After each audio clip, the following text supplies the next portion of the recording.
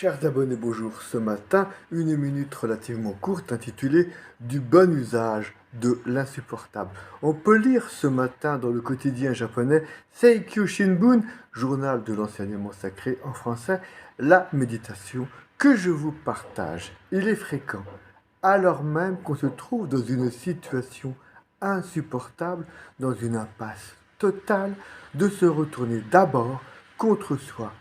Chacun de nous a dû s'entendre dire en silence: je pensais vraiment être plus fort que ça. Quelle déception! Au fond, je suis très faible.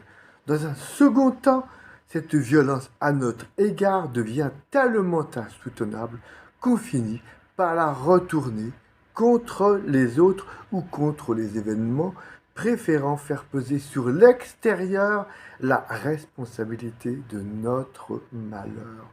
Mais si à ce moment-là, on sent la compréhension, la chaleur et de l'empathie d'une seule personne, c'est comme un rayon de lumière qui vient percer notre obscurité.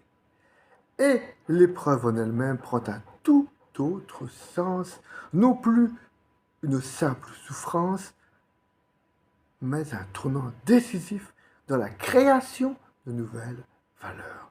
C'est la principale raison d'être du partage d'encouragement au sein de tout mouvement et de tout groupe d'échange qui se voudrait fraternel.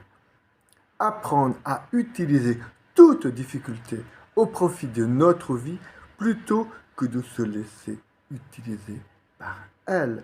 Texte un peu plus long qu'un haïku ou qu'un tanka, mais je vous laisse, chères auditrices, chers abonnés, méditer ces paroles éclairantes et bienveillantes. Je vous dis à très bientôt, comme